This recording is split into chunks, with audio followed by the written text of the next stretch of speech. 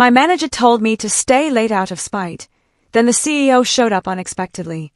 I sit alone at my desk. Everyone else went home hours ago. The office is dark except for my computer screen. My manager, Brian, stands over me with a mean smile on his face. You messed up the quarterly report, he says. His arms are crossed. You need to stay until you fix every single mistake. I want to scream. I want to tell him that I checked that report 3 times. I want to say that he was the one who changed the numbers. But I don't say anything. I just nod and keep typing. My fingers shake because I'm so angry. The clock says 8:47 p.m. My stomach makes a loud noise. I haven't eaten since lunch. Brian walks away. He whistles like he just won a game. I hear his office door slam shut. Then I hear something else. The main door opens. Someone walks in with heavy steps. I freeze. A tall man in an expensive suit comes around the corner. It's Mr. Harrison. He's our CEO. He stops when he sees me. Why are you still here? He asks. He sounds worried and surprised. Before I can answer, Brian's door opens. He walks back in. His face turns white. For weeks earlier, everything was different.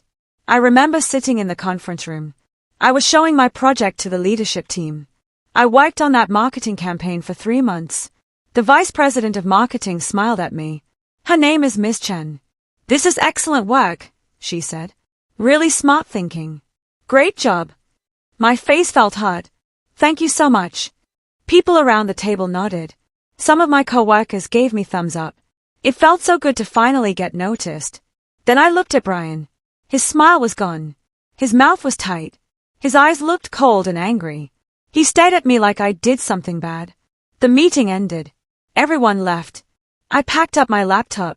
I still felt happy and proud. Hey, Brian's voice cut through my thoughts. Can I see you for a minute?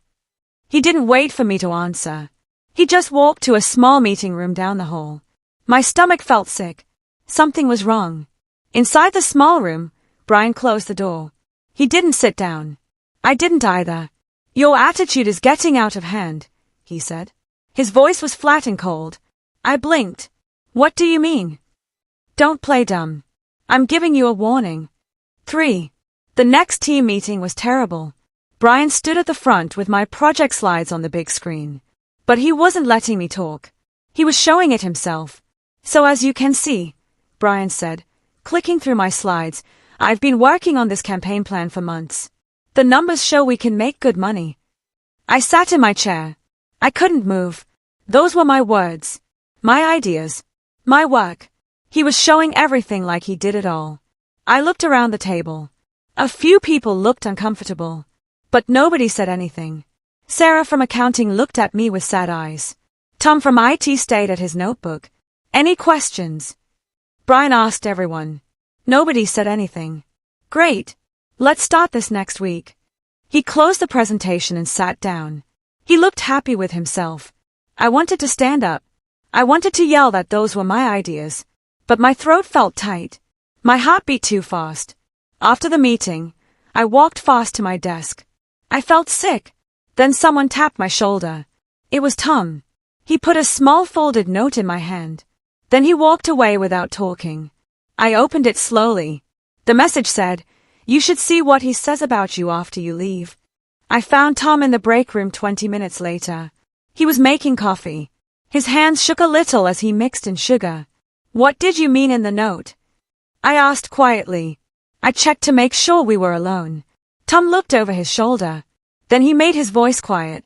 Last week, I was working late in the server room. Brian and another manager were talking in the hall. They didn't know I could hear them. What did they say? Tom stopped for a second. Brian called you a threat. He said you were getting too much attention from the VP. He said you were easy to replace. He sounded really angry. My stomach hurt. A threat? I was just doing my job. Why would he say that? I whispered. Tom looked sad and shrugged. I think he's jealous. You're good at your job. People are starting to see that. He doesn't like it. I felt dizzy. This wasn't just about one stolen presentation.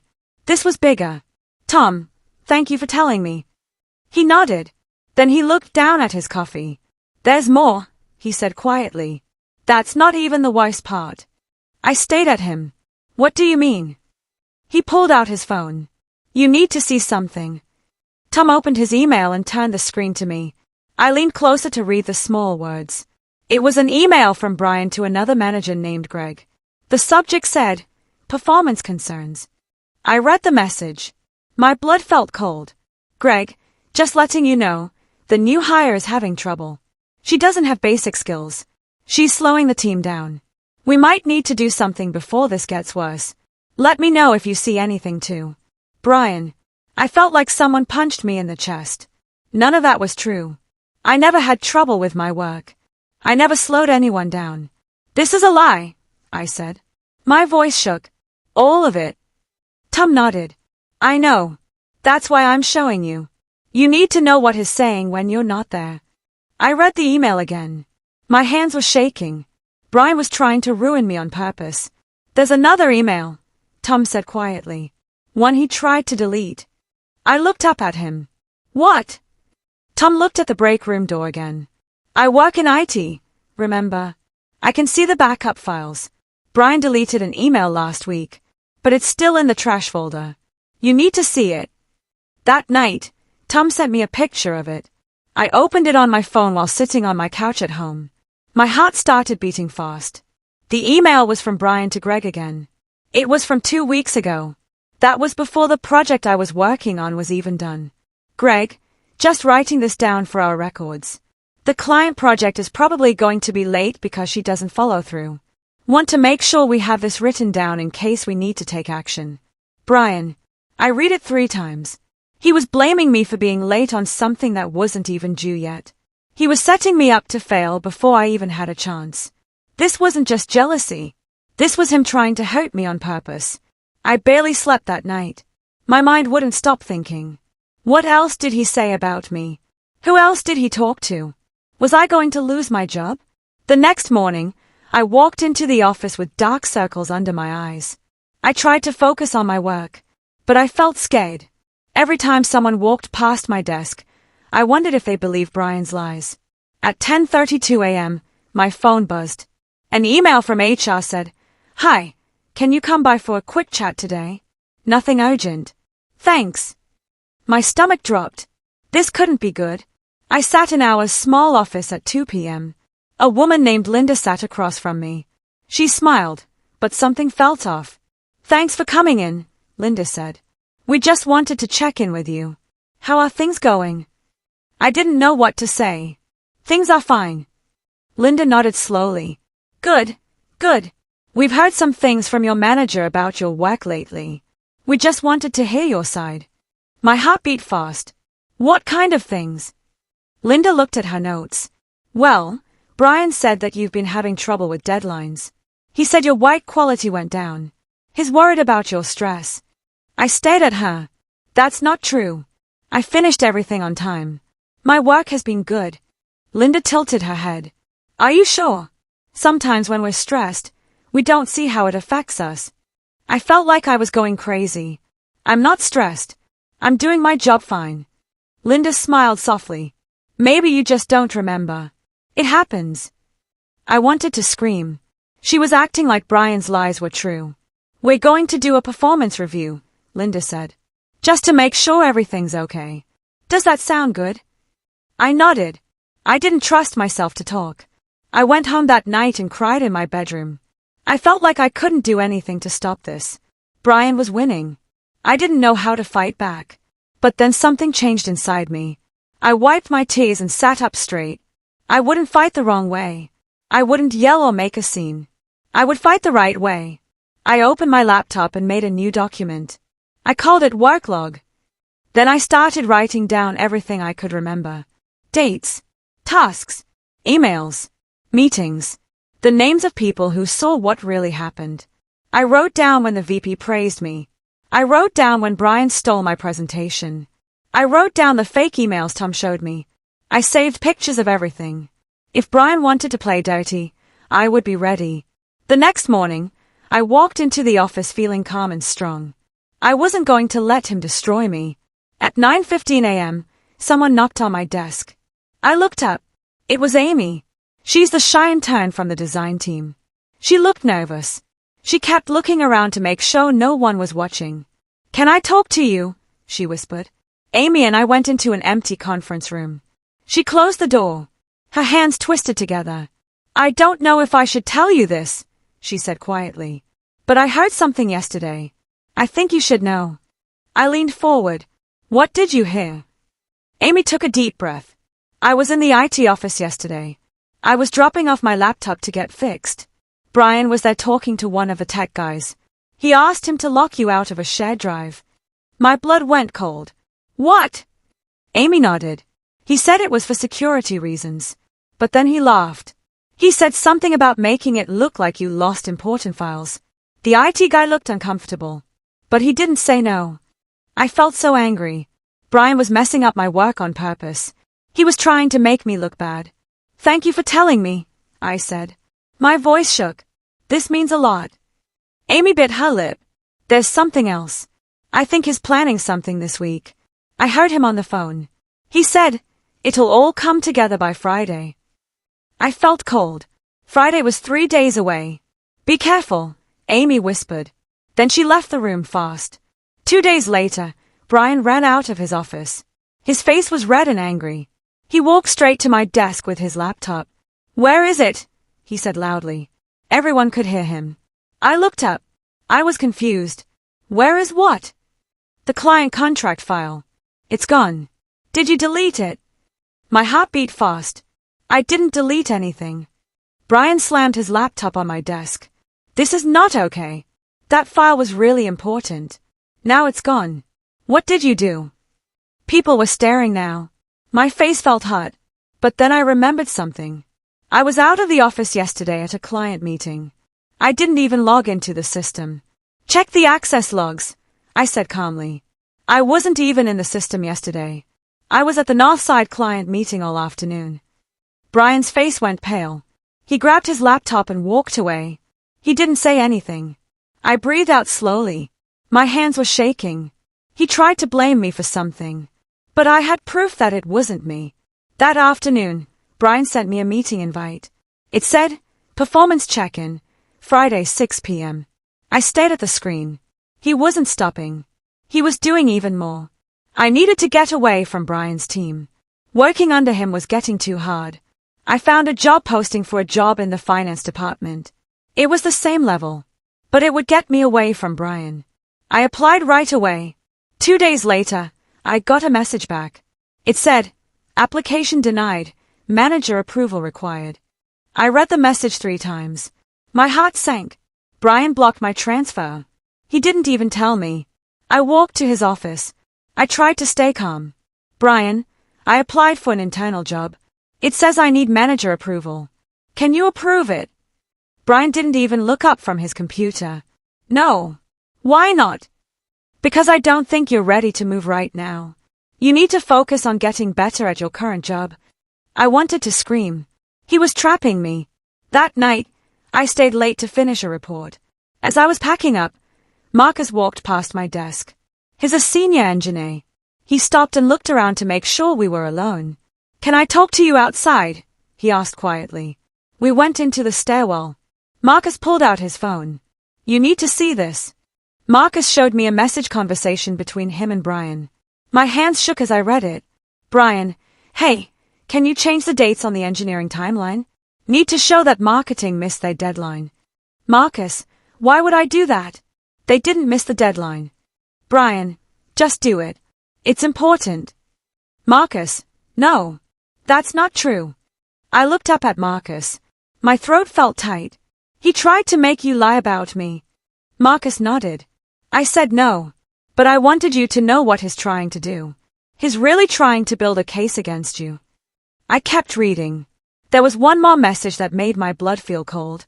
"Brian, she's a problem I need to get rid of. I'll keep pushing until she messes up." I felt like the flaw disappeared. He wasn't just being mean. He was really trying to get me fired. "Marcus, thank you," I whispered. "Can I take a picture of this?" "I already sent it to you," he said. "You need to protect yourself now. This isn't going to stop." That night, I couldn't sleep. I kept thinking about Brian's message. Get rid of. He wanted me gone. He was willing to lie and hurt me to make it happen. But I wasn't going to let him win. The next morning, I started looking for jobs at other companies. I fixed my resume.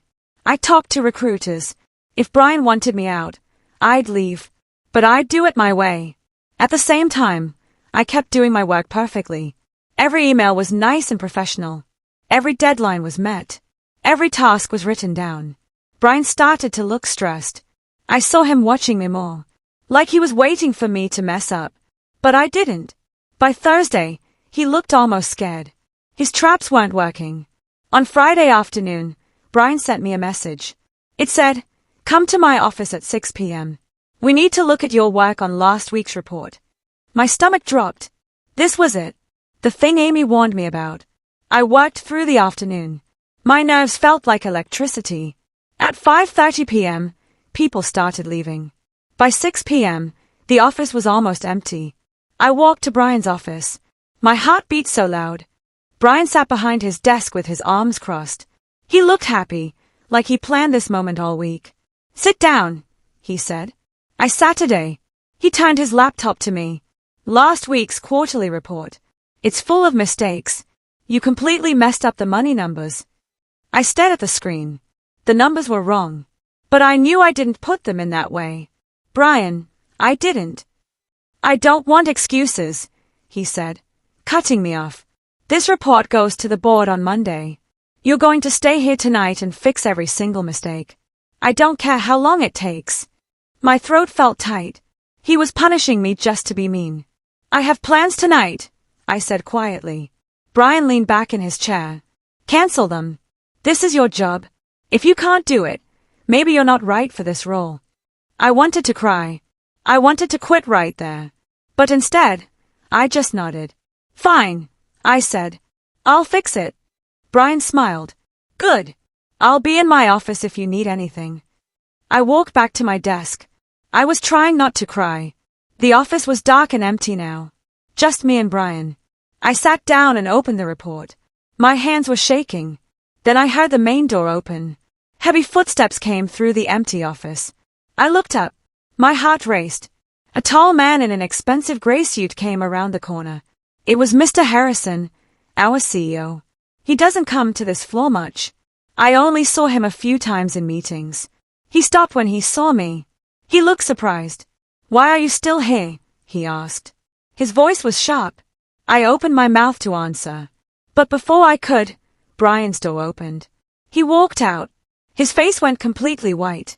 "Mr. Harrison," Brian said. His voice was shaky. "I didn't know you were coming by." Mr. Harrison looked at me, then at Brian, then back at me. I had to pick up some papers from the third floor. I wasn't expecting to see anyone still working this late. Brian forced a smile. "Oh, she's just finishing a report. Nothing big." Mr. Harrison's face didn't change. He looked at me again. At 8:47 on a Friday night. I stayed quiet. I didn't know what to say. "Let me see the report," Mr. Harrison said. He walked to my desk. Brian's face went pale. "Sir, it's not finished yet. Maybe Monday would be." "Now," Mr. Harrison said. His voice was firm. I turned my laptop screen to him. Mr. Harrison leaned over my desk. He looked at the report carefully. His eyes moved over the numbers. I watched his face change. He clicked on something. I saw his mouth get tight. "This file was last changed by Brian Montgomery," he said slowly. "Not by her." Brian stepped forward fast. "Sir, she was working on a shared version. The system probably just..." "The timestamp shows you changed this at 5:47 p.m. today," Mr. Harrison said, cutting him off. 20 minutes ago." The room was silent. I could hear my own heart beating. Brian's face turned red. I was just making a few fixes to help her. The original work had mistakes. Mr. Harrison stood up straight. He looked at me. "Did you make mistakes in this report?" I swallowed hard. "No, sir. I turned in the final version on Wednesday. The numbers were right when I sent it." Mr. Harrison looked back at Brian. "So you changed the numbers after she sent it in?"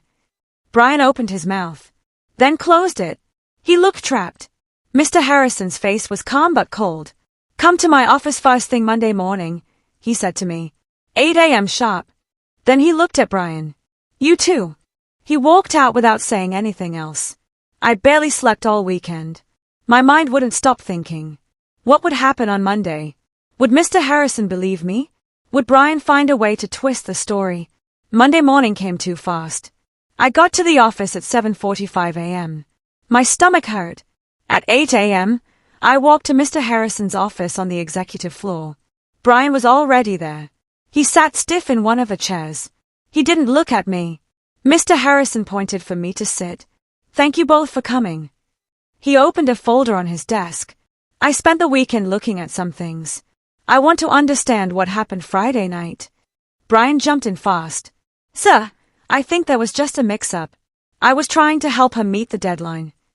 Mr. Harrison held up his hand. I'm not asking you yet. He looked at me. Tell me what happened. From the beginning. I took a deep breath. I told him everything. The stolen presentation. The fake emails. The block transfer. The deleted files. Marcus saying no when Brian asked him to change dates. The message about getting rid of me. Brian's face turned red. That's completely. I have proof, I said quietly. I pulled out my phone. I opened the pictures Tom and Marcus sent me. Mr. Harrison looked at them carefully. His face got darker with each picture. After I left Mr. Harrison's office, I went back to my desk. My hands were still shaking. I didn't know what would happen next. Then I started seeing something strange.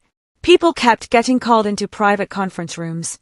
Tom, Sarah, Marcus, Amy, even Greg, the manager Brian had been emailing. They'd go in looking nervous. They'd come out looking better. At 11:30 a.m., Amy walked out of a conference room with tears in her eyes. But when she saw me, she gave me a small smile. The CEO was talking to everyone. By lunch, the whole office was whispering. Nobody knew exactly what was happening, but everyone could feel something big was going down. Sarah stopped by my desk. Hey, she said quietly. I told them the truth. About the presentation Brian stole. About everything I saw. I felt tears in my eyes. Thank you. She put her hand on my shoulder. You didn't deserve how he treated you. All afternoon, the meetings kept going. People I barely knew were being pulled aside. HR people ran between conference rooms with folders and laptops. Brian stayed locked in his office. His blinds were closed. At 4 p.m., I got an email from HR. It said, please be available tomorrow. Thank you. I read it 3 times. My heart beat fast. Tuesday morning, I walked into the office. Everything felt weird and dreamlike. At 9 a.m., Linda from HR came to my desk. But this time, she wasn't smiling. She looked nervous. Hi, she said carefully. Can we chat for a few minutes? We went to a conference room. Linda sat across from me. Her hands were folded. I want to say sorry, she said quietly. I should have listened to you better last week. I should have looked into things instead of just believing one side. I stared at her. I was surprised. We've been doing interviews, Linda said. A lot of people have come forward with information. Everything supports what you said. We're taking this very seriously. I felt a weight lift off my chest a little bit. Can you walk me through the timeline one more time? Linda asked. I want to make sure we have every detail. I told her everything again. This time, she wrote notes. She asked questions. She actually listened. Halfway through, someone knocked on the door. Marcus, the senior engineer, came in. Sorry to interrupt, he said.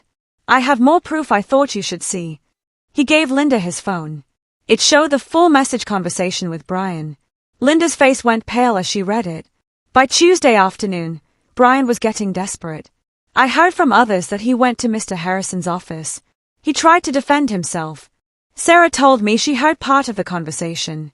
Brian said I was crazy and making up stories to cover for my bad work. He tried to flip the whole story around. But Mr. Harrison wasn't believing it. I was sitting at my desk when I heard loud voices from the executive floor. A few minutes later, Brian walked past fast. His face was red. His hands were in fists. That afternoon, I got called back to Mr. Harrison's office. This time, he wasn't alone. The VP of HR and the company lawyer were there too. Mr. Harrison pointed for me to sit.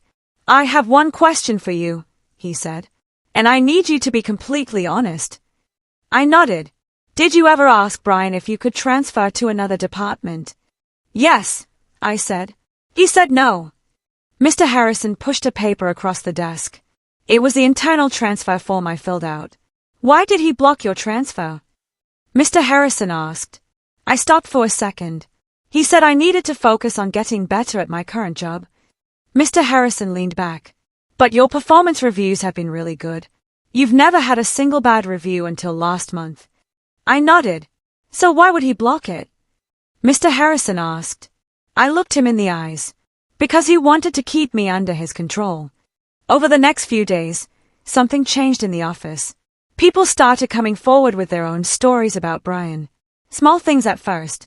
He took credit for someone's idea in a meeting. He blamed someone else when a project went wrong. He had favorite people on the team. Then bigger things came out.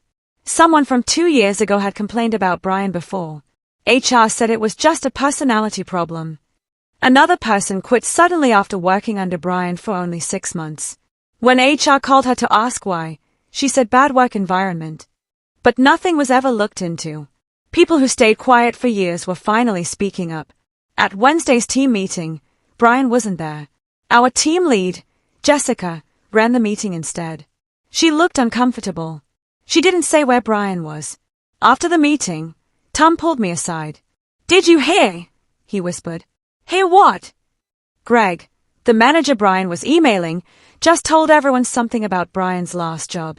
Apparently, he got fired for doing the same thing. He messed with reports and blamed his team for mistakes. My eyes got big. How did he even get hired, hey? Tom shrugged. Good at interviews, I guess. But now everyone knows. Friday morning came. The all-hands meeting was at 10 a.m. Mr. Harrison announced it earlier in the week. I walked into the large conference room. My stomach hurt. Rows of chairs were set up. Almost every employee was there. Brian sat in the front row. He wore a suit and tie. His hair was slicked back. He had a big smile on his face. He looked like he was expecting good news. People said he thought he was getting a promotion. He apparently told someone in accounting that he was moving up to director. I sat in the back with Sarah and Tom. My hands were sweating. At 10:02 a.m., Mr. Harrison walked onto the small stage at the front. He held a thick folder. Good morning, everyone, he said. His voice was calm but serious. Thank you for being here. The room got quiet. I want to talk to you about leadership, Mr. Harrison said. About what happens when leadership fails. Brian's smile got smaller. Mr. Harrison opened the folder. Over the past week, we did an investigation into serious bad behavior in one of our departments. Brian's face went pale. Starting immediately, we're making a leadership change. Mr. Harrison stopped talking. He let his words sink in. The room was so quiet I could hear people breathing. The investigation found a pattern of behavior that goes against our company values. Lying. Taking credit for other people's work. Hurting employees on purpose. Brian's smile was completely gone now. He sat frozen. His hands grabbed the armrests of his chair. We take these things extremely seriously, Mr. Harrison said. This behavior will not be allowed. He stepped to the side of the stage. 2 security guards walked in from the back door. Brian Montgomery, Mr. Harrison said clearly. Please come with security. The room erupted in shocked whispers. Brian's face turned bright red. He stood up slowly. He looked around like he was trying to find a way out. This is crazy, Brian said. His voice shook. You can't do this. We can, and we are, Mr. Harrison said firmly. You're fired starting right now. Security will help you get your personal things. The security guards walked to the front row. Brian looked at them, then at Mr. Harrison, then at all the employees watching him. For a second, I thought he might argue. But instead, he just walked out with the security guards on both sides. The door closed. The room stayed silent. After the meeting, I walked back to my desk. Everything felt like a dream. People kept stopping me in the hall. Some said congratulations. Others just gave me supportive nods. I sat down and stared at my computer screen. I tried to understand what just happened. Then I heard footsteps behind me. I turned around. My heart stopped. Brian was standing there. Security wasn't with him anymore. He must have finished getting his things. His face was red and blotchy. His eyes looked watery. "Can we talk?" he asked quietly. His voice shook. I looked around. A few people were watching from nearby desks, but no one came over. "What do you want?" I asked. My voice was steadier than I felt. Brian stepped closer. He made his voice quiet. "Please, you have to fix this. Go to Mr. Harrison and tell him it wasn't that bad.